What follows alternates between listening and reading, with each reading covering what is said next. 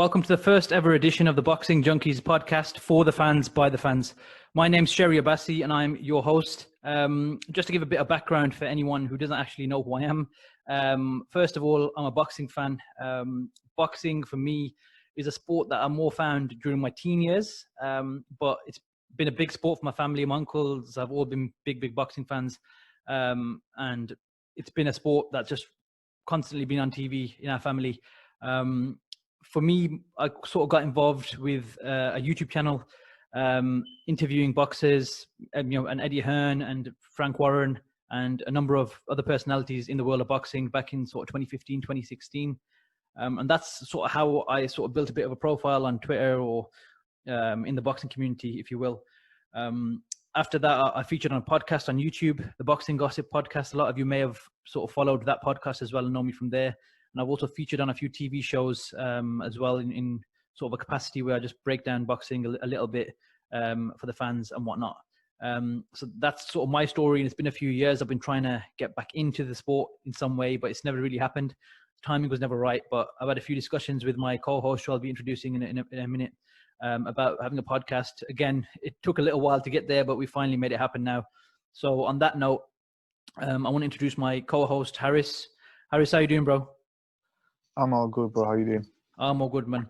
So, Harris, as you just heard me go on a little mini rant about myself, I was hoping to introduce you, obviously, to our listeners, and wanted to know your story and how boxing has become so important in your life and why you're so passionate about boxing. Yeah, so I grew up in Denmark, where it's mostly football dominant. We had Kessler, which I didn't know much about till afterwards. Anyway, moved to England, and Amir Khan was obviously, on everyone's tongues at the time. I think what actually happened was I used to come in the summertime, and my uncle and my grandma, even my grandma actually, they used to talk about Amir Khan. And I remember my uncle mentioning Prince Nassim once when I was a really young kid, but it was mostly about Amir. So, and they stayed in Bury, they live in Bury.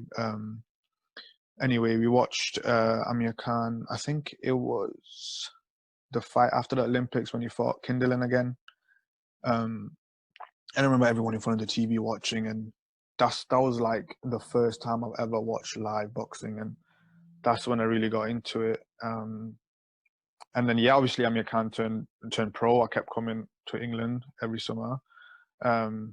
And he kept developing in his career. And when I moved here, it was his world championship fight. And so mostly really because of him, obviously he moved to Freddie Roach.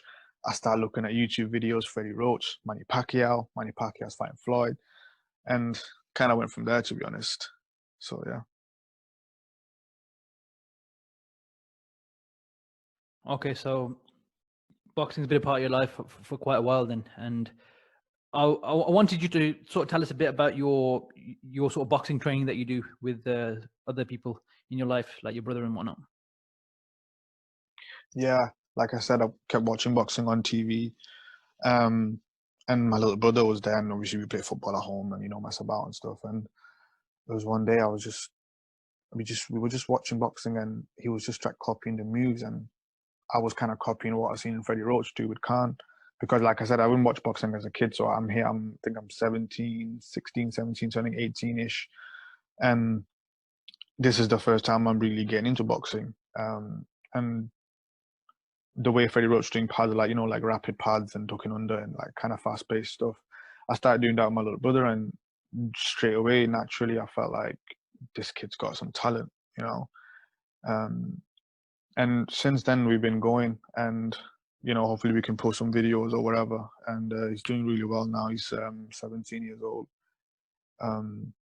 But the interesting thing about when I got into boxing was when I started watching the fights, especially Khan, I started to really, trying to problem solve all the time. Like if Khan was doing something, I would be like, yeah, he needs to do this or he needs to do that. It would be a little movement before you had to do something, and I just really enjoyed that aspect of it.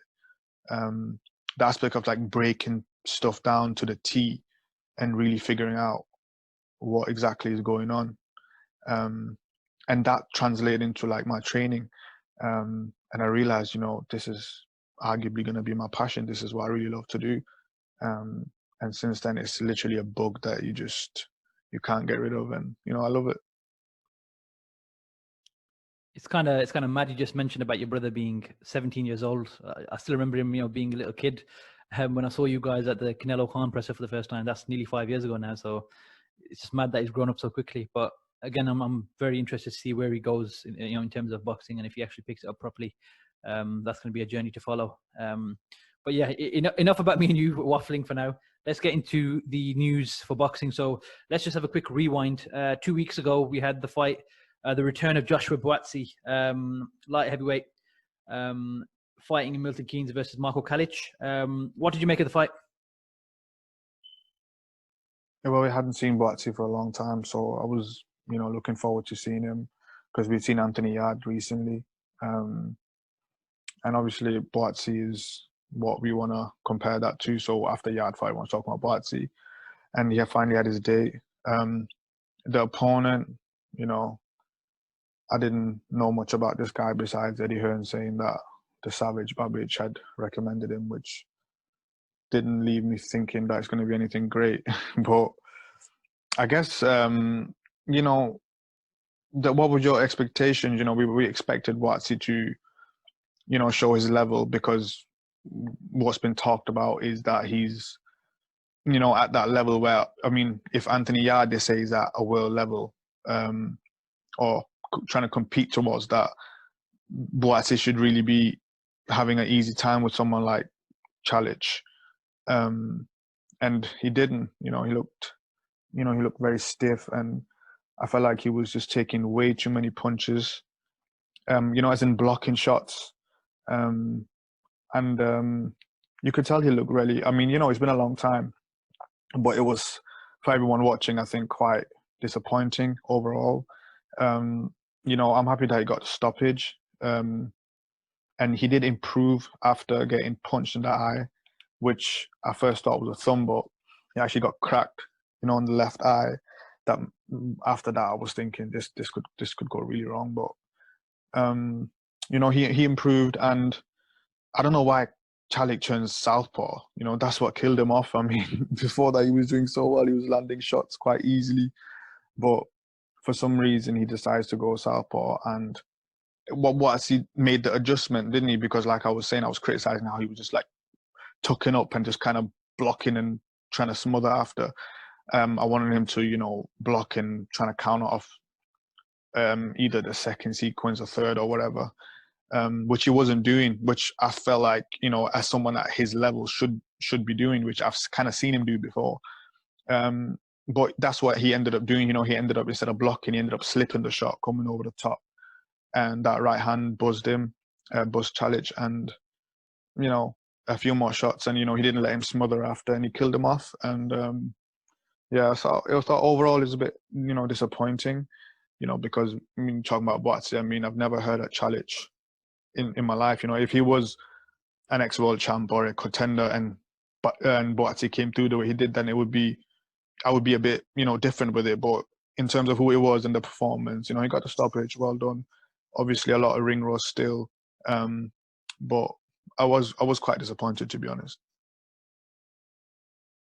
Yeah, he'd been at the ring for a year, so we expect him to probably be a bit sort of, rusty and take a bit of time to figure out what he wanted to do in the fight. I think the shock was how big Kalic looked. Clearly, he's a bigger man. He's come down in weight. He's fought the what's his name? I forgot his name. Savage. Alan Babbage. He's fought him. Savage. Yeah, exactly. They've traded 2 wins apiece in the amateurs. So obviously, this guy was clearly bigger than Buatsi. Buatsi, being at the ring obviously played a part. But like you said, he was very stiff. He was there to be hit. He took a lot of shots, which isn't obviously a good thing, regardless of whether someone's a big puncher or not. You don't want to, give him a chance to catch you with something big. I think, Kalic was definitely better than what people expected going into the fight. A lot of us probably didn't know much about him, if we're being brutally honest. But again, I don't think he performed badly. He put on a good showing for, someone who we hadn't really seen much of previously. Like I said, big, strong guy. He used combination punching. Pity patty punching more than power punches personally, but he still hit him hard enough to damage the left eye. And as soon as you saw a bit of damage there, the way his eye started looking just instantly reminded me of Kell Brook against Golovkin when he broke his eye socket. His eye just started, it just swelled up out of nowhere and started looking pretty similar to that. And if that is the case, if he is a bit weak around that area, then that's going to be a problem for him, especially on the other side, on the right side now as well. If he gets caught there potentially, then that's another eye that's going to get damaged. Obviously, it's a danger, isn't it? But hopefully it's just a swelling. I think it wasn't a like a proper injury. I think it was just a swelling. Fingers crossed. Obviously, we want to see him do something in the sport. He's still developing. He's a young lad.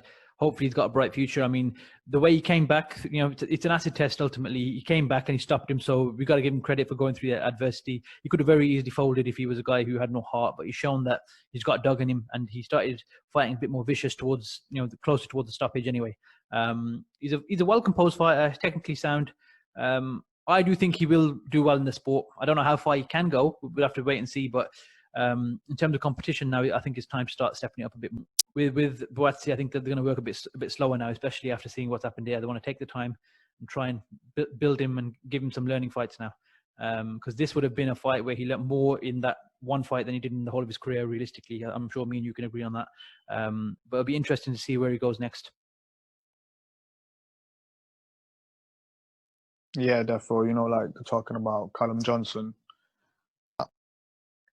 Callum Johnson's got really, really he's got world level power, in my opinion. You know what I mean? Yeah, he's put down. I don't think. As well. And Frank Buglioni. Did you see what he did to him? Yeah. And Shawnee Monaghan, he destroyed him. Shawnee Monaghan, okay, whatever, but you know what I mean. So I was not happy about Buatsi, but they're saying that he's going to fight Johnson next. Right now, they're talking about how if that fight's going to work out, whatever.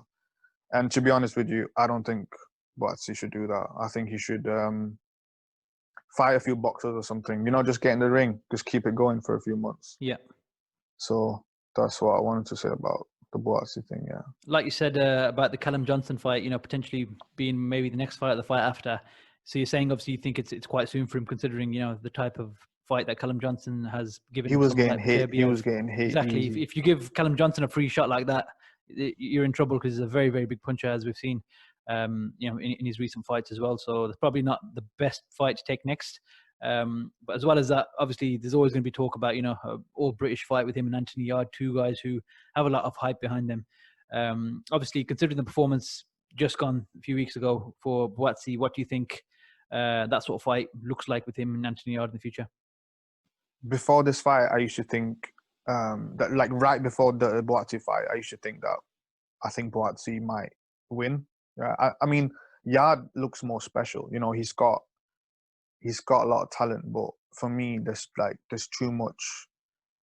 Aside from when he's punching, for example, I feel like he's just posturing too much, and I feel like Buatsi's a bit more busy. He works more. Do you know what I'm saying? That's why I thought he would win, totally based on that.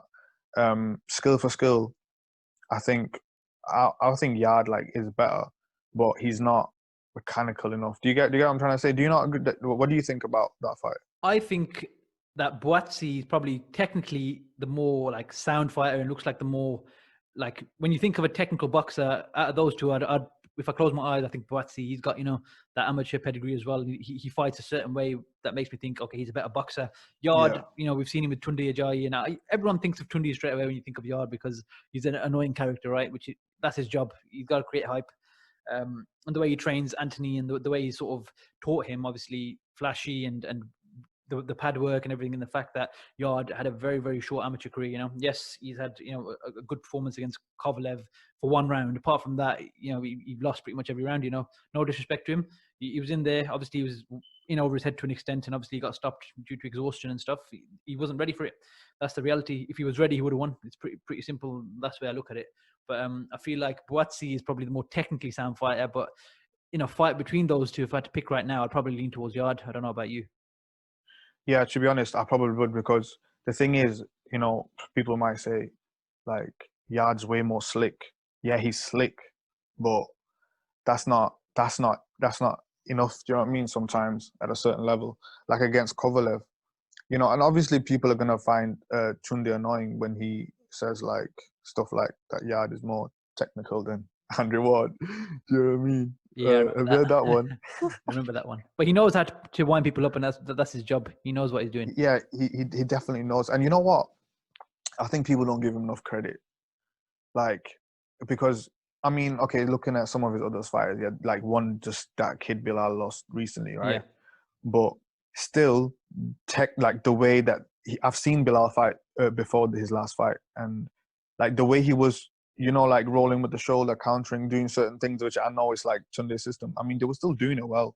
That's still, you can't say that, you know, is his. So you can tell that what, like, you know, his philosophy and everything. Yeah. It has shaped Yard's style a lot. It's not like Yard just picked up all these fancy counters by himself. Even if you watch Floyd and Roy Jones, Yeah, of course, I it's muscle really memory, think, isn't it? Repetition, constant yeah, 100%. learning So the like, angles.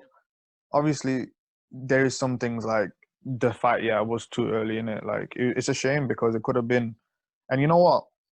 It's actually a good segue into Loma Lopez, yeah, Mm. because in terms of like, you know how people say it's too early, it might be too much of a jump. The thing is, You won't know until you try. right, and also Lomachenko and Kovalev. Mm. Okay, just look at Lomachenko and Kovalev.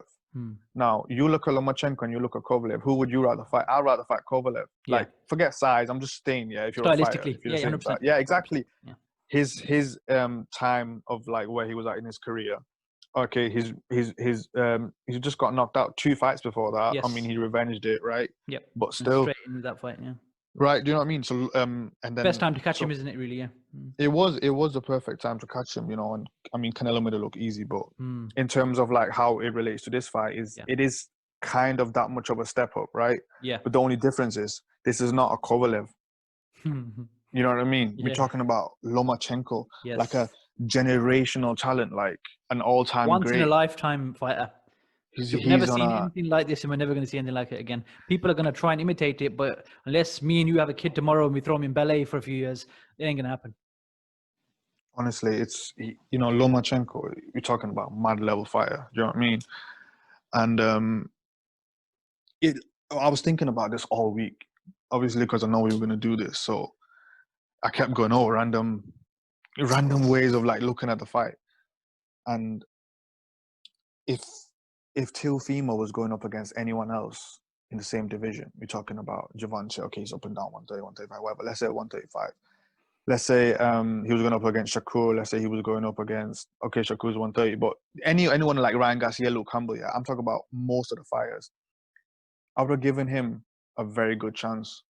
But he's not going up against any of those fighters. You know what I'm saying? He's going up against the main man. And the main man who's not slipping at the same level as, for example, now when we're talking about it, Kovalev was. Yeah. You know? Definitely.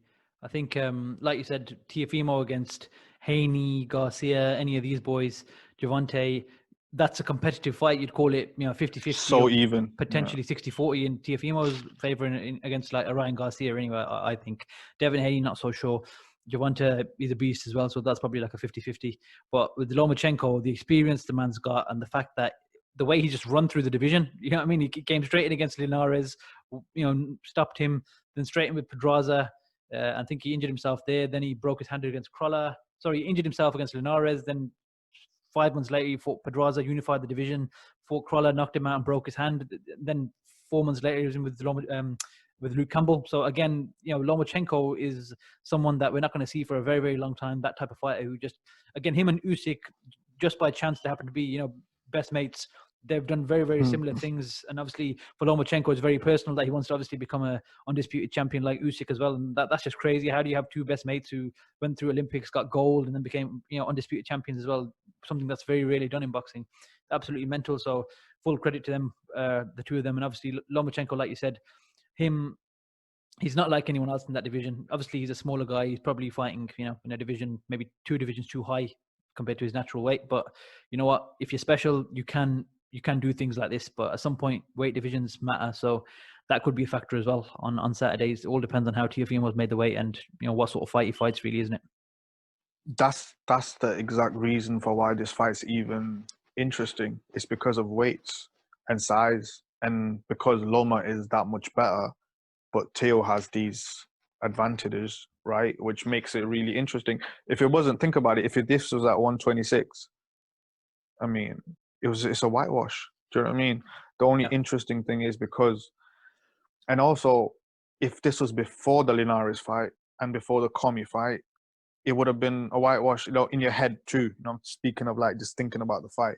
But after that Linares, not performance, just a shot, because, and if he got knocked down any other way, let's say it was a cupping shot, let's say it was, I don't know, whatever, like a shot he got countered with or whatever. I mean, he did get countered, but it's the exact way he got countered. It's the way, it's the fact standing that he had to, square in front yeah, of and him. he had that to 1 cut second. he had to cut the distance, right? Yeah. That's the problem. He didn't have to cut the distance before against Walters or these fights. He could just jab it, and like now he had to like walk in, and he walked in carelessly because it was so easy for him, right? It was getting too easy, and just because of that little moment, just because of that, it makes this fight so much more interesting, and in some people's heads maybe more competitive, but I think it is going to be competitive. Do you know what I mean? Anyway, let's get into those two episodes.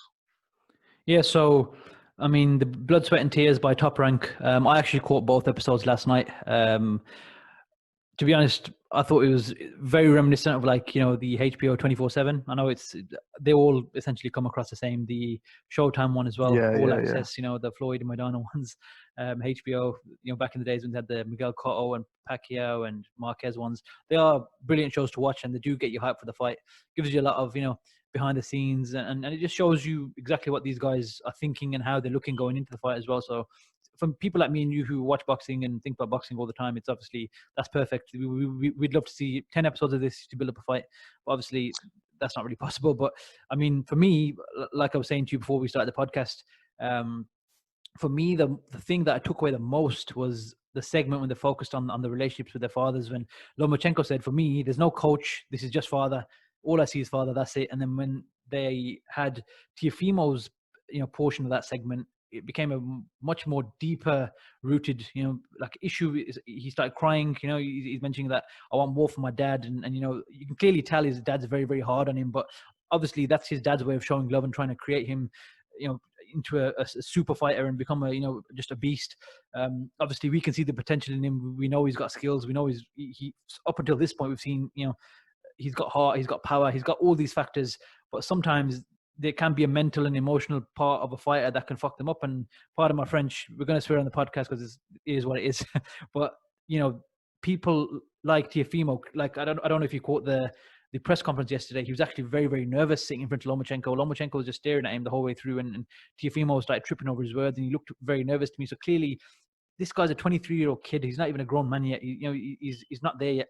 So the way he sort of spoke about his relationship with his father, that's kind of what stuck with me the most coming out of that episode. And the contrast to Lomachenko's relationship with his father, a guy who's obviously set out to create the ultimate boxer, footwork, angles, switching stances, changing of headshots, body shots, everything that Lomachenko is, all comes from his father. And he said, my dad has done everything for me, and my life revolves around him as well. So very interesting to see the contrast in how he has so much love and respect for his dad, and obviously Teofimo does too, but how he focused on the fact that he wants more from his father, not just a coach.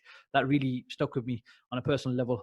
Not too sure if you picked up on that as much, but that's what I kind of took away from the episode, was that. And that psychological side of it is kind of like been playing in my mind all day today, talking about it at work as well, my colleagues. A lot of people picked up on that. Yeah, I think that too. Like, so yeah, just talking about Lopez, maybe we're being a bit too harsh in it, like just thinking Loma's going to run away with it. Obviously, the fight is interesting. Is one of the, like, I think besides Wilder Fury, I don't think I've been more excited for a fight than this. Have you? As in 2020? Yeah. Like no. Listen, Listen, Wilder Fury was February 22nd, and we knew at that point there was no COVID situation, right? And we knew by the end of April we were getting this fight, and those two were the two biggest fights of the year. And we were like, everyone was hyped for this fight, So yes, we got it 6 months later, but this is still just after Wilder Fury. This has got to be the fight of the year in terms of hype. But do you know why Wilder Fury was like, I was more excited for that fight? It's because they both had proven themselves against each other, right? Like, if not, obviously Wilder, yeah, he did have. If he didn't have the 12th round or the 9th, but mostly the 12th, then it wouldn't have been as exciting for me 100%. personally. Yeah. But because of that thing, it showed you that this guy he can still do something, right? And the fact that Fury got up, Right, yeah, finished exactly, that and round, everything, taking and it to Wilder as well. took it to him, right? Yeah, So exactly. now it's like, okay, so I'm gonna get to the episode, yeah, but just looking at these stylistically, you know, it's definitely you just don't know because you're thinking, okay, so am I thinking of Teofimo Lopez as this guy who's actually got KO power and he's got it for 12 rounds? Like we're just assuming because we haven't seen it, right? That's what it's been sold as. So in one way, it's like, okay, let's be more realistic and think he's a very good like counter puncher, very explosive, with creative shots. And like I said, against anyone else, it would be great.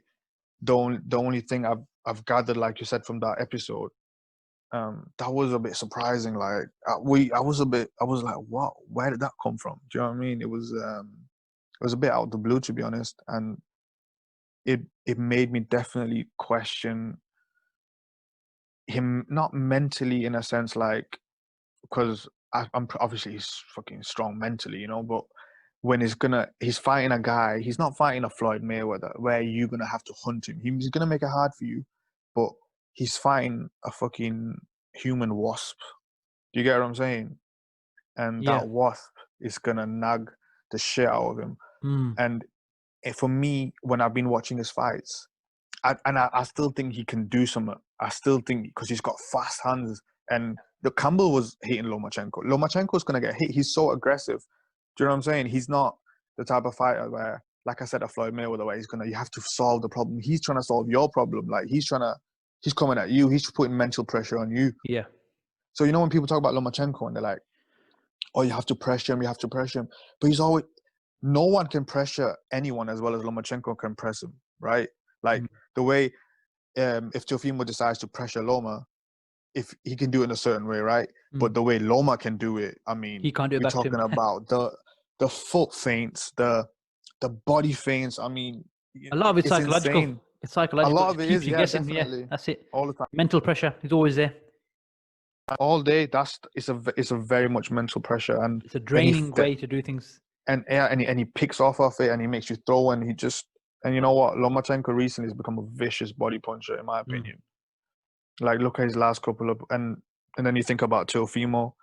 What did they say that he's not gonna stay at 135 for very long? Yeah. And do you know what I mean? So he's been talking about that openly, and it's just like if that Comey fight had went longer, it would have been a different way of analyzing the fight now. We would have a lot more answers than questions, I 100%. think. Do you not agree? We didn't get much from that. I mean, round one and then round two, wasn't it? And then it was over. And I felt bad for Comey because Comey is actually a decent fighter, and I want him to have his, a big moment, win, lose or draw. He fought Robert Easter Jr. a few years ago, and obviously he came out on the losing end of that, but that was a brilliant fight. So I felt a bit bad for him, but obviously, look, they both threw the same punch pretty much at the same time. Teofimo landed first, harder, more accurate and faster. So you can't really argue with the result, and he stopped him. Right result, right winner. But like you said, when you have a fight like that against a guy who's clearly tough, you want to see, can Teofimo carry his knockout power through it? Could he stop him later on in the fight after taking damage himself? There could have been all sorts of stuff to happen in that fight. So like you said, and the fact that let's look at activity. So that was last December on the Terrence Crawford undercard. That fight took place. And then Lomachenko and Campbell was August, right? I think August 1st or something, or August 30th. I can't remember exactly. Yeah. The beginning or the end. I can't remember. But so inactivity for a guy who's 32 years old as well, who's had, however many 300 plus amateur fights, and then obviously 15 professional fights as well. So he's been around for a long time in that sense. Lomachenko has. A lot of people online are saying they're seeing signs of slippage. I can't really pick up on the signs of slippage. I just think he's fighting bigger and good, good boxers who are bigger than him as well.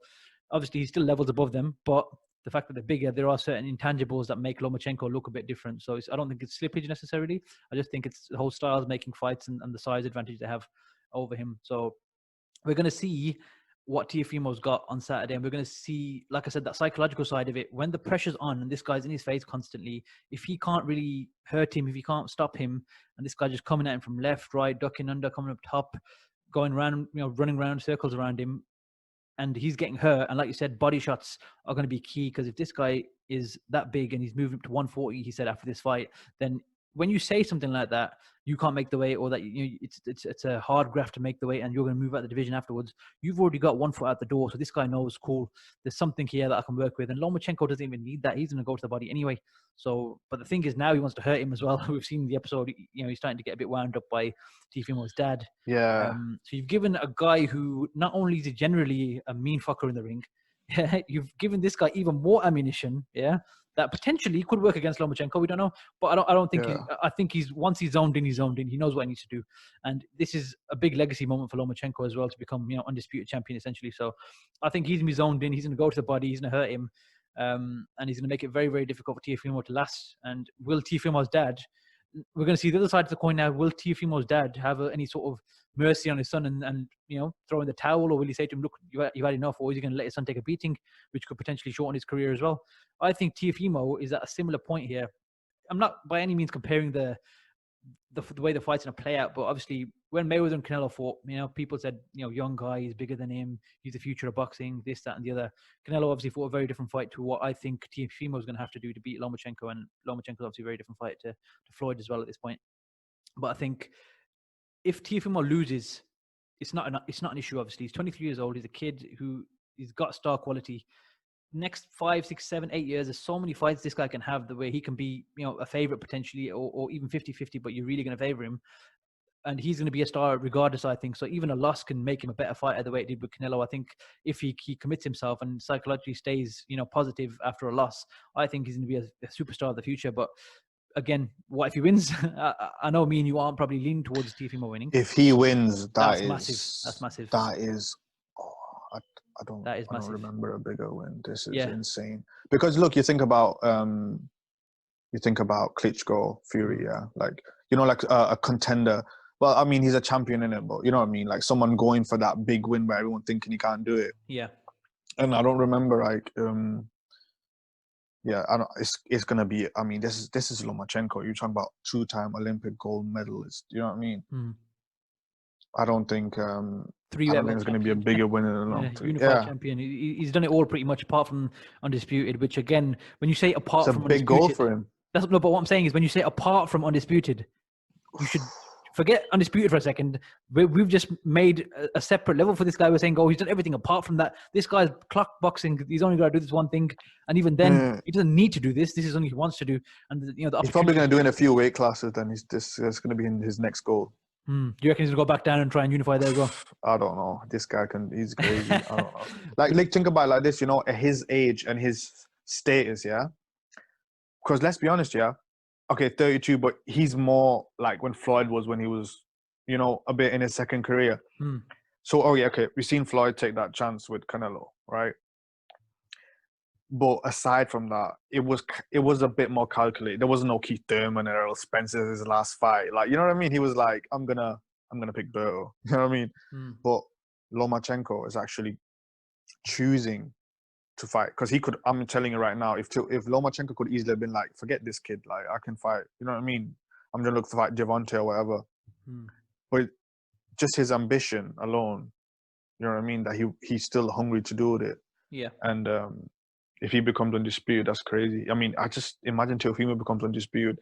I just want to see how would Loma react if he lost. Like, what would he talk like? I can't imagine it. The thing is, obviously, the only thing we've got to compare it to is the Salido loss, but that was obviously a completely different fighter in Lomachenko. Completely different. Salido came in as a welterweight, so it's not really something we can discuss. In regards to this fight, I don't think Teofimo's going to weigh in and miss weight. I'd be very surprised if he did.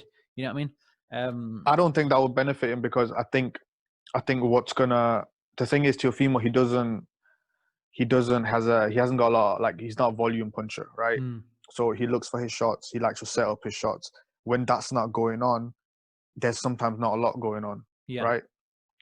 And with Lomachenko, when there's not a lot going on, there's a fucking lot going on. There's so much going on aside from what's really going on. It's that middle part of like when nothing's like supposed to happen. That Teofimo is used to, then taking his time.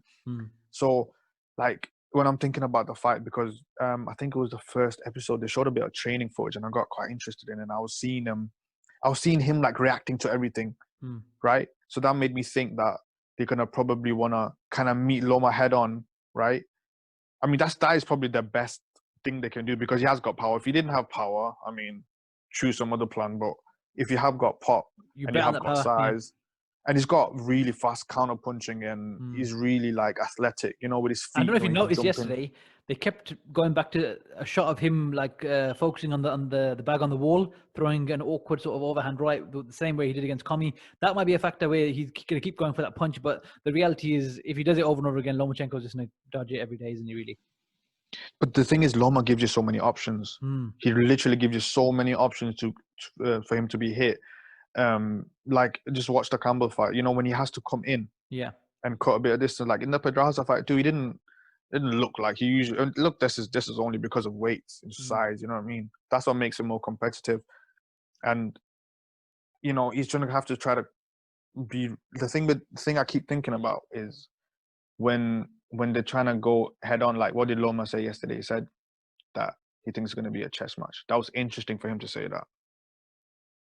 That makes me think that he knows that Teofimo is like, because there was a bit of, kind of sounded a bit ignorant towards Teofimo a few times, you know, not really acknowledging the Commie win and his skill set and stuff. And I was thinking, I don't know if that's a good idea. I know Loma doesn't take the eye off the ball, but I don't want him to overlook this guy because he needs to be on point. Because if he's not on point, because Teofimo's definitely going to crack him early on. I do believe he's going to crack him early on, and he's got really fast hands and explosive. Yeah. So he's definitely Loma's gonna feel it early on, and it's kind of the same prediction all around, isn't it? You know, it's like early on, puncher gonna win. Later on, experience is gonna drown him. But the interesting thing to see is how that happens. Yeah. We want to see the method to it and how actually Lomachenko does it to him, because Loma, well, it's gonna be like he's gonna step up. You know, them gears. Like everyone else has got 4 or 5 gears. No you got problem. 10. He's got, mate, you know what I mean? And can Teofimo keep it up because he's not that much of a volume puncher? So even if he's going to stay with him, he's going to try to catch him, you know, trying to play his game. I think that will do well early, but I think as long as the fight goes, it's all about experience. And I don't think Teofimo has enough, honestly. And I don't think that anyone, you know, we've not seen him in adversity. Like, that's just the basis of it. We haven't seen him, and we have seen Loma, and that's what it is. And maybe, you know, like it could be a Canelo situation, you know, it could be, I think Teofimo would perform better than Canelo because he's got faster feet. You know, when you have faster feet, you can compete more options. better. Yeah, 100%. So I think that beginning part is going to be interesting, and we know what Loma's going to do. That's where the fight's going to be won and lost, isn't it, really? In that first sort of 3-4 rounds, we're going to either know, okay, Teofimo's hurt him a few times, he's going to land again at some point, or he knocks him out, or Lomachenko's just, he's got his number straight off the bat. It's going to be that type of fight, isn't it, where in the first few rounds you kind of 100%. already see where it's going. And what if Teofimo cracks him and it doesn't do anything, the damage that Teofimo would want? The thing I've noticed too, regarding his dad and the way he talks about Loma, I mean, and I kind of get it because, you know, when I watch ESPN and the fights that Top Rank put on their YouTube and all that, and I hear like Joe Chesitor and Tim Bradley and all them lot, or my boy Ward, he's all right, but the rest, you know what I mean? No, but the way, like, again, Rigondeaux, for example, right? Loma was doing the little steps he does, right? But the steps wasn't even making sense to the fight. Like, he was just falling onto him. But the commentary was already like, oh my God, look what he just did. Do you know what I mean? Yeah. And I can see from Teofimo's point of view where his dad and him are like, why are they all falling in love with these numbers on the wall? And that they think it's all like, you know, like for show. They think it's like, oh, these lot are just loving some outside fighter because he's different. And they think the whole thing's a gimmick. And I don't know if that's a good thing, because is it the best way for them, like, to be ignorant? You know what I mean? To just be proper, like, or are they just saying that for the cameras? But part of me believes that that's what they think, because Teofimo was asked to, and they were like, oh, he just steps to the right every time. And it's like, that's just one little part of what he can do. I mean, why would they not talk about everything else? Do you know what I mean? Yeah. So yeah. I feel like the dad has talked Teo into it more than Teo has realized it, within himself. Like you said, I think I agree with what you just said there. And again, Teofimo's only 23 years old. A lot of it is that as well. He's not, a fully, grown man yet. I don't think he understands a lot of things. I'm not trying to insult his sort of IQ or anything. I'm just saying, this is a big moment. The guy's 15, fights into his career. He's a world champion, and he's fighting for the Undisputed Championship against one of the greatest fighters of all time, who has never, we've never seen a style like this. There's a lot of pressure going onto this kid. And at some point, something's got to give. You know what I mean? So I don't know. I feel I feel sorry for Teofimo a little bit, but obviously the reality is that means nothing. Once he gets in the ring, if he wins, me feeling sorry for him doesn't mean anything. You know what I mean? I just feel a bit bad that he's getting in there with this guy, Lomachenko. You're getting in as a 23-year-old man in your 15th fight against an all-time great. Which credit to him. Obviously, I'm sure he's getting paid very well as well. But it takes balls. You know what I mean? And the reality is, even if he loses, it's not really a loss to me looking at it. It's a loss as in you've lost to one of the greatest fighters ever. But the experience that you're going to take from this, if you accept the loss the right way, moving forward, like I said, look what Canelo did. I'm not saying Teofimo's going to do that. I'm just saying, but if he can accept the loss, he can go on to be a great fighter regardless. Yeah, definitely. And all respect to Teofimo Lopez, it's great because, I mean, when you think about it, there was more talk about Shakur Stevenson, there was more talk about Devin Haney. Ryan Garcia's a bit of a newbie, but there was more talk about these two. And this guy just jumped in front of everyone. Came out of nowhere. You know what I mean? Could you want how long? I'm sorry, Tank too. How long did it talk about Tank and Loma? And Floyd kept coming out and saying, Lomachenko's old, Lomachenko's getting old. We got time, and Teofimo stepped up. And the thing is, him and his dad, it is like you really root for him too in a way, right? You really want them to win. I really want, but I don't want Loma to lose. I want Loma to be that. That's the thing. I want Lomachenko to get the Undisputed title. Yeah, that'll be epic. Everything he's done in his career, that's his cherry on top, isn't it? Really. But in terms of his dad and him, it was interesting seeing those episodes. And like I said, there's gonna be a point in the fight where Loma is gonna switch it up, and it's gonna be very interesting to see how does Teofimo handle it. How does he? I hope he proves us all wrong and really shows guts and everything. But he's gonna have to show guts because, like I said, it's not Floyd Canelo. This guy's gonna try to break you down mentally, physically. He's gonna try to wear you down, and Teofimo needs to be strong. He needs to be ready to go in and out quick because you know what I mean. He needs to be. The thing is, he's got a shoulder roll thing going on, right? Which it works really well for him. He's got a high boxing IQ, which Loma said himself. So Loma's obviously watched him, realized. Obviously, he was there for the Comey fight, So he knows that Teofimo's got very fast catch and shoot counters, and he's got a good defense. But the thing is, with that defense against a fighter like Lomachenko, he's got to be wary in it. Is he gonna try counter first, second shot? Because the thing in that posture, sometimes you get a bit stiff, and I've seen him get a bit stiff. Because it's been easy for him. He's just been stood there, can't shoot this guy. But Loma doesn't shoot conventional shots very often. There's a lot of spear jabs coming through the middle, and if he's standing there waiting for the, you know what I'm saying, I can see that happening. Not like a Broner style, because he's a lot, I would say, so far better than Broner. Broner did throw some hands though. Yeah, when he got his punches going and through combinations. Back in the day. Back in the day, this is what 4 or 5 years ago now. When he was still good. He's coming back soon, I heard. Well, I've never seen the photos of the guy. He's massive now.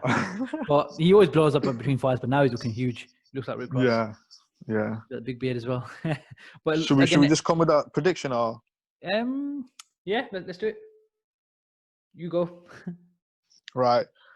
So yeah, like I said, I'm very excited for the fight, honestly. When you have that buzz for a boxing fight and you wanna watch everything. You wanna see the way they're reacting. You wanna see, like Teofimo yesterday at the press conference. I mean, he did seem a bit nervous to me, but he should be nervous.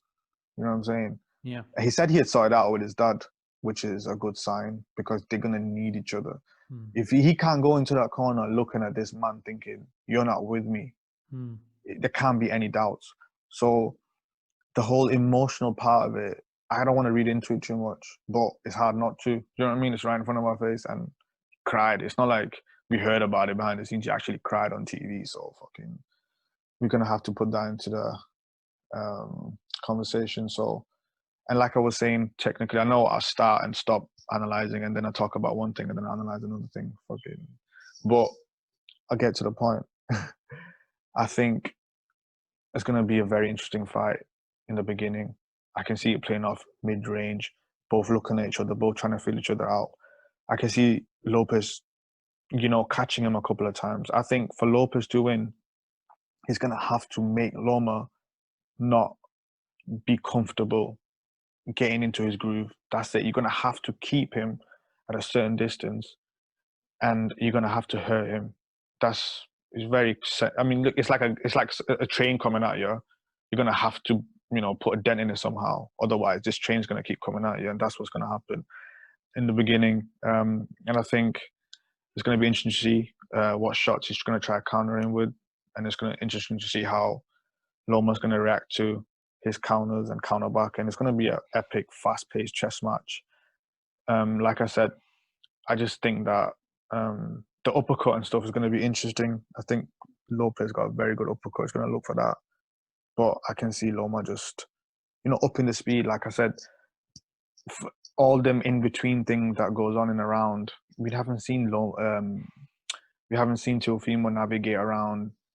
Being and I can see Loma backing him up a couple of times, which is not where Teofimo needs to be. He needs to keep it at a certain, right in the middle, not get backed up because I think Loma will be too agile, fast, too pacey. And like I said, he's going to start upping the pace. And I think stoppage, I don't know. I don't want to say stoppage. I think Loma's definitely going to take over the takeover. Okay, so you're going with Lomachenko by points, yeah? Yeah. Cool. Obviously, look, like we said, the fight is either going to go, Teofimo knockout because we can't see him outboxing and winning a decision against Lomachenko. I don't mean that to say he's not a good boxer. It's just Lomachenko's so good that you can't see him dropping, 7 rounds, can you really, someone, unless he gets knocked down every single round. But for me, I think the fight is about experience. And I think Lomachenko, as long as he's wary of the power this kid possesses, I'm not saying take a shot and think, okay, that wasn't that bad, and then just march forward, because that's trouble. And I don't think Lomachenko's an idiot, clearly. He's the Matrix. He's a boxing genius. He's done so much in his career. I think he will take a bit of time to figure him out, but I think he'll figure out how to deal with Teofimo, and I think he will end up, not stopping him, but I think he's going to start beating him up towards the back end of the fight. I think, like we said earlier, the body attack and, the investment to the body will start to pay dividends toward the back end of the fight. Teofimo's a big lad. Again, we don't know how he's made the weight. I think he would have been committed. I doubt for the biggest fight of your career, you're going to come in, without having done the work properly. So I think Teofimo will probably, start getting beaten up towards the back end of the fight. And I think Lomachenko is just going to keep it simple and beat him on points.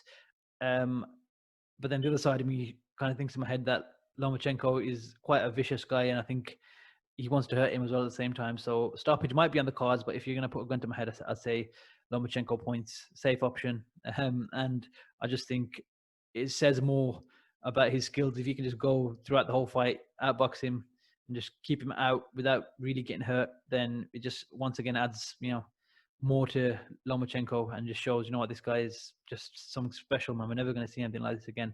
So for me, I'm going with Lomachenko by decision. But like I said earlier on, I'm going to just repeat the same point. Lopez losing this fight is ultimately not a loss for him in terms of his career moving forward. Yes, he'll have a loss on his record, but I mean, as a boxer, having, potentially spent 12 rounds, one of the greatest of all time, and making it through that, moving forward, you've got so much more to kind of build on, and you can go on. And against, like I said, any of these other guys, it's straight 50-50, or I might even favor him depending on how he performs on Saturday. I think he's a very, very good fighter. Like I said, 23 years old, and he's got so much more to learn. So even in the loss, as long as you learn from your loss and you come back strong, then I think Teofimo's got a very bright career ahead of him. But for now, the undisputed champion of the world is Vasyl Lomachenko this Saturday night, I think. Yeah, just it does depend. Like, what does he do in the fight? Like, if it's not working for him, does he start making them faces? Does he give up? Does he keep going? Does he keep trying? Does he go for broke?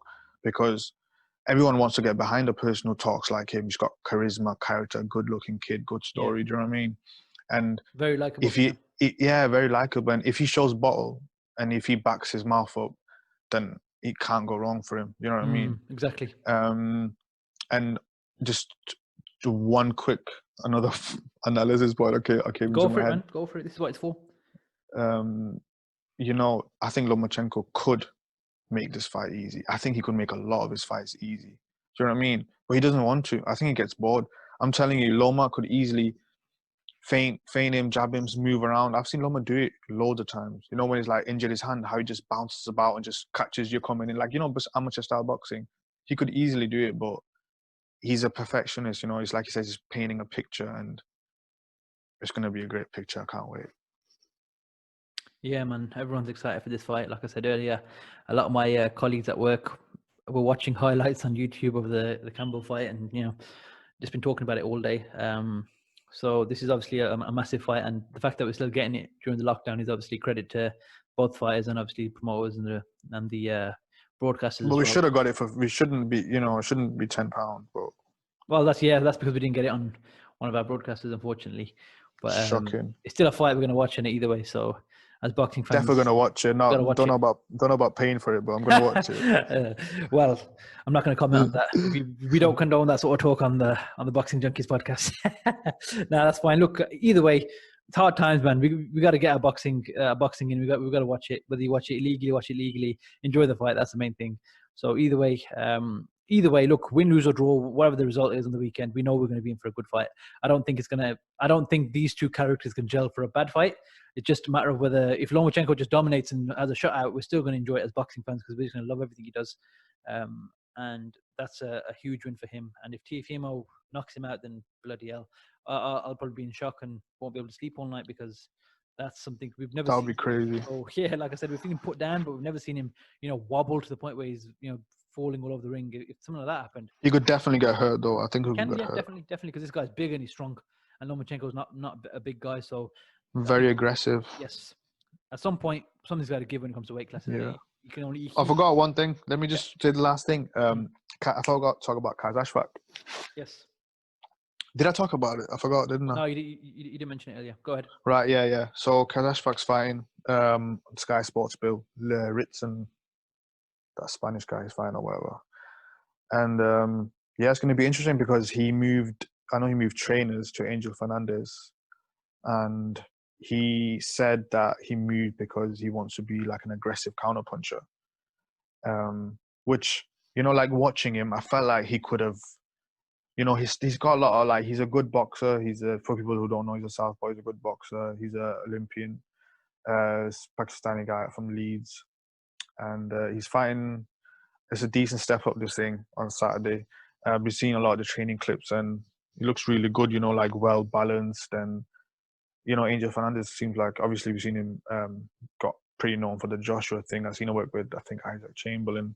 So, and I love watching the way he trains, and it's like very focused on, being balanced all the time and good shot selections and inside fighting. And so it's going to be interesting to see. I just wanted to ask you. You mentioned just then about Anthony Joshua. Are you talking about the Angel Fernandez, the trainer that Joshua bought in for the Ruiz #2 fight? Yeah. Okay. Got you. So so he's been training with him.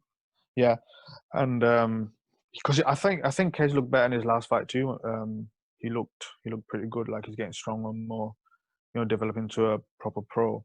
Okay. So I'm looking forward to that on Saturday. Just wanted to say that quick because I forgot. No, that's fair.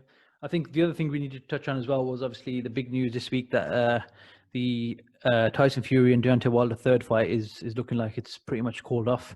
There's been a lot of talk online about the contract expiring, and that October I think 13th or 12th was the final day where they had a chance to put in for a postponement or to rearrange the fight for a date in December. But clearly, from everything Bob Arum's saying and Tyson Fury's camp are saying, the fight is off.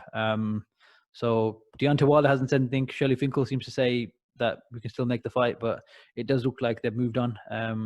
Part of me thinks, you know what, we've seen it twice now, in the sense that we've seen Fury come back from bloody 3 years out the ring, abusing his body, coming back where he wasn't really even physically fit to the point he was in the second fight, and he came in and pretty much, again, it wasn't a domination, but yeah, boxed him without really committing to any big power shots, and he showed that Deontay Wilder is obviously very limited, and he walked away with a draw, but we saw that he can beat him like that. And then the second fight, he just dominated him, destroyed him, knocked him down twice, bust him up.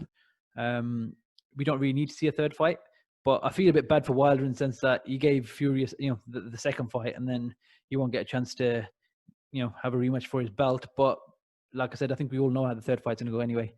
Deontay Wilder's only got one big punch in him, and that's it, really, isn't it? The right hand. And if Fury just steps at him again, he's going to fuck him up. So there's probably not any point in that third fight. What are your thoughts on this?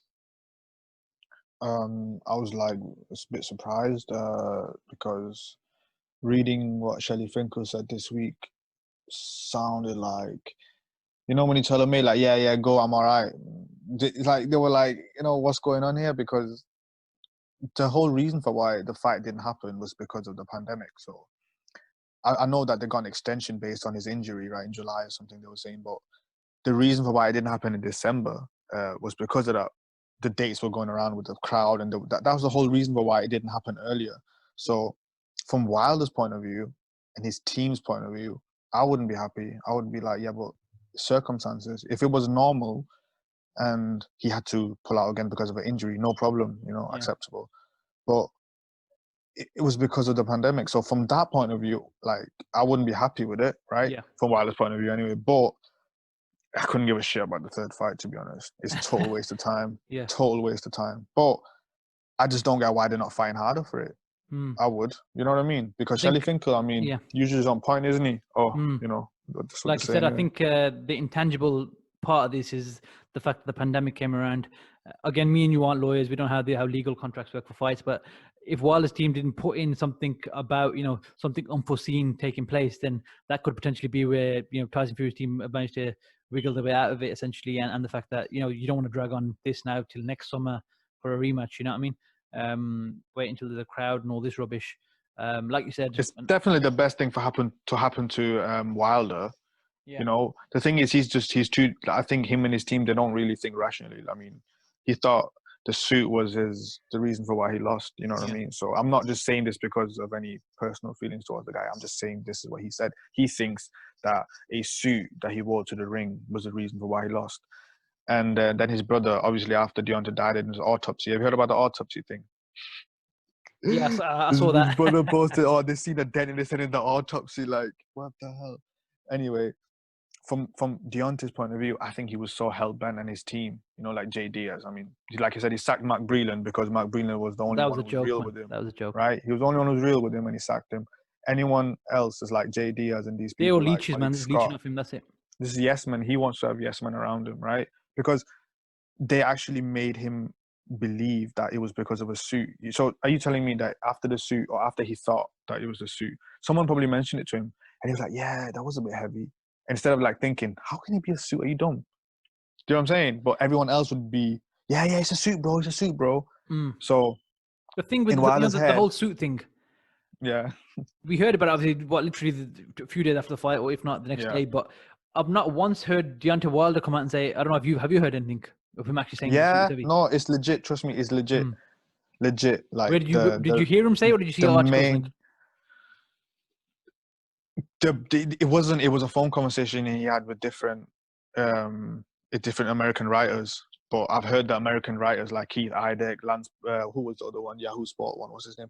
Kevin Iole. Like, they've legit. These are credible people. They've said that they legit told him, But I've heard him on a podcast, and he was saying more like things are gonna come out, and just the same shit his brother was saying, that But 100% confirmed that he said that about the suit. I didn't believe it at first. I didn't believe it at first at all. I Yeah, because found it out sounds the a bit show. outrageous, even though Deontay I Wilder know, was yeah. kind Some of of out the there. like a clickbait in it. Yeah, and you know, I'm being honest. The suit probably was heavy, but I don't think that's got any impact on the fight.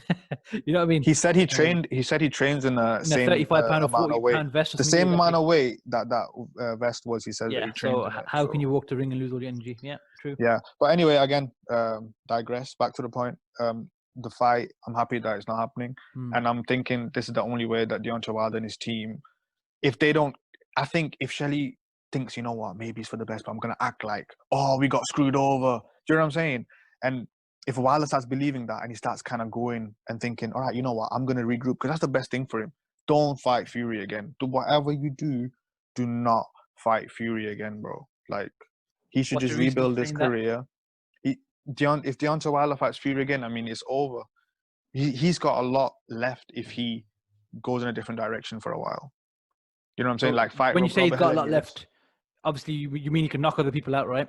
Yeah, fight Robert Helenius, and then fight the winner of Ruiz and what's that fat guy called? That fat Areola. Mexican. Areola. Yeah. Because Ruiz Fight, is and close to that's name now. there we go. There we go. Still a big That's solid. fight. That's solid. Don't go towards Fury. I mean, he don't know, like, he can't see it. He thought he won the first fight. There you go. No, you know, I don't think he obviously said that afterwards, but you know for a fact when the Trust fight me, ended, Deontay Wilder's more about to cry. deluded than you think. Deontay Wilder's more deluded than you think. I think he believed you. His trainer, JD, as I've heard him say it, that he thought they won the first fight, 115, 113. Yeah. Seriously, like, so these are, you know, if you're around that so long, you start to believe it. You start believing the on hype. hype and you become Honestly, you start to believe the hype. True. When people feed your ego like that, yeah, definitely. So the third fight is off. I mean, potentially they're saying, again, this is not announced, potential date in December for Tyson Fury in the UK. Do you think that's a good shout to have him back in the UK after 2 years away? Why not? Even though it's not in front of fans, it's in a studio with no one there, which is kind of peak. But, you know, Return of the Mac in it, this is the perfect time. Like I said, bro, it'll be so much to watch on a Saturday. Like, it'll be just so much to put on. Why not watch Tyson Fury? Who do you think would be a good opponent for him? Obviously, top 15 WBC, Edric Caballel, Oscar. Is that what opponents has been? What have they said? The people that said is. I know they talk about Otto Wallin. Yeah, well, Otto Wallin rematch is not a bad shout. It wasn't a bad fight the first time. I think that's all right. I'll watch that. That's a decent fight. But I'll actually be excited for that. Yeah, because we've seen what he did the first time. You got him. You got Michael Hunter. That Edric Caballel that beat Derek Chisora in. A few years ago. He's a good little fighter, European level. Then who's the other guy? Oscar Rivas, top rank, so potentially Bob to make. I think Rivas or Hunter. I don't know. Hunter's might be good fighter, man. Hunter's a good fighter. Yeah, I think Hunter. And free agent. Yeah, what was I think that Caballel. I think his feet are just too slow. That's the problem. Really? I can just watch Fury just pick him off all. Yeah. But I think Hunter is different, and Oscar Rivas. I mean, he's a good pressure fighter, but yeah. But the thing is, I got a question. I think Hunter will be all right. I've got a question for you. You know, you said about Fury picking off someone like Edric Caballel, right? Obviously, he's been training with what's his name? Sugar Ray. What's his name? Sugar Hill. Sugar Hill, not Sugar Ray. Sorry, yeah, Sugar Hill Stewart. So he's been training with him. Obviously, he's been instilling the Kronk gym style in him and sort of teaching him to go, more aggressive and be clever with it, educate pressure, go for the knockout. So the Tyson Fury we've seen all these years has been more of a back foot fighter with pity patty, not really sitting down in his shots. The last fight, he went forward and put his weight forward and actually delivered some pretty big shots. I think me and you discussed it literally the day after, and we said people are saying Tyson Fury is now a puncher. We both agreed he's not a puncher. He just learned to use his weight the right way, and he's gone and fought in an educated pressure style, which it just worked for him perfectly against that type of opponent. Do you think Tyson Fury moving forward is going to use that more, or is he going to just adapt every time to his opponent? It's hard to say, innit? I don't think he would do it against Joshua, not from the beginning anyway. I think he's going to vary. I think he's going to... what makes you say he won't do it from the beginning? Because Joshua's a big puncher. Joshua, yeah, but... He got fast hands. I don't think, honestly, I don't think he would start off. I think he would just start off feigning a lot and just wear him down. You don't want to trade early off with Joshua. There's no point. True. If you got the better boxing skills and you got the better stamina, conditioning, arguably chin, everything. So I would take that, Anyway, what are we talking about? Yeah, Caballel with his style with Sugar Hill. Yeah, it's going to be interesting to see. Like you said, he did look like a puncher versus Deontay Wilder, who is not the sturdiest of fighters. You know what I'm saying? Against someone like Caballero, I mean, he fights pretty come forward, doesn't he? How does he fight Caballero? Let's just go Oscar Rivas for it. Let's just better example because I know his style a bit better. Yeah. Oscar Rivas against Fury. I don't see Fury just marching towards him. I think Fury, maybe he'll be a bit more aggressive on the back foot, Klitschko, with a stronger jab. I'm definitely sure that Sugar Hill would make his punches a lot snappier because even when Fury fought like Klitschko, yeah, his combination punching was it was very off. He won the fight, but he wasn't like It was really an awkward crisp. fight to watch. Yeah. Yeah, like the Derek Chisora second fight, he was kind of crisp. Like the Christian Hammer fight, he was crisp. Very crisp. Yep. So I'm not sure exactly, but I think he would mix it up. I think he would probably just wear him down, but keep him on the outside, and then later on probably turn it up a bit more. Because Oscar Rivas, when the shorter fighters is you can't just go towards shorter fighters. They come over the top, and it's very awkward, like the punch trajectory and everything. So I think they would be a bit more calculated. But if it's someone tall, like I said, what's his name? Helenius, right? Yeah. I think he would fight like he fought Wilder against him, for example. So I think he would mix it up, and it's going to be exciting to see. I mean, we'll see in it. Hopefully, it's a good opponent, so we can kind of get a judgment of some sort. So, like we said, Fury's hopefully back in December. Joshua the week after that. So we've got 2 weeks back to back with those two, and potentially, as long as fingers crossed they both win, then moving into next Dylan year. White in November. November 21st. Yeah. His fight, obviously, I'm not too fussed about. Obviously, I want to see. I'll enjoy the fight, no doubt. But what I mean is, I don't know what else he can do that he did in the first fight. He still got caught with that big shot, so I don't know what he can do in the second fight to ensure he doesn't get hit with that shot. Hit the other guy first. Hit the other guy first, which he did. That's the thing. He was hitting him plenty, but Povetkin's one of those veterans that he's going to stay there. I don't think that shot's going to happen again, to be honest. That was a one-off, I think, in terms of that was unreal. That was a perfect shot. That was a perfect. The timing, like we said, he was working on hitting the left hook, the body, and he tricked him, didn't he? Really, with that shot, he thought he made it look like he was going to the body, and he came up with the left hook. Yeah, because Dylan White was knocking him down every time he was countering. Yeah, catching. It was a left hook, and then it was a left uppercut, right? Yeah, that's what he dropped him with. Correct. So both I think he was obviously like it's a Lomachenko Linares thing. When you're cruising, he wouldn't. I don't think like that wouldn't have happened earlier. If he wouldn't have dropped him those 2 times, I don't think that he would have kind of guessed instead of waited for the connection to come and then take the shot and then throw. He just thought, yeah, I know what's coming. Do you know what I mean? Because he had so much success. So I don't know if that's going to happen again, but I can't wait to see it. Do you not think Povetkin can knock him out anyway, even without that shot? I think he can, yeah, definitely. Big puncher, man, Povetkin. Look at his highlight reel. He can. No, he can, but that was crazy. That was just perfect. That was just a beautiful shot, man. Perfect shot. It was the way the fight was going. And then, do you know what I mean? Everything about it was mad. We'll have to see what happens on November 21st then, won't we? Yeah, man, can't wait. Well, any other points you want to make? So that wraps up the first ever edition of the Boxing Junkies podcast. Thank you to everyone who has listened to the podcast, whether it's on YouTube, Spotify, or Apple Music. Any constructive criticism will be appreciated in the comment section. Or if you would like to ask any questions or give us any topics you want us to talk about on next week's edition, when we review Lopez versus Lomachenko and discuss next week's news, then please email us at theboxingjunkies@gmail.com. Once again, the Boxing Junkies podcast, for the fans, by the fans.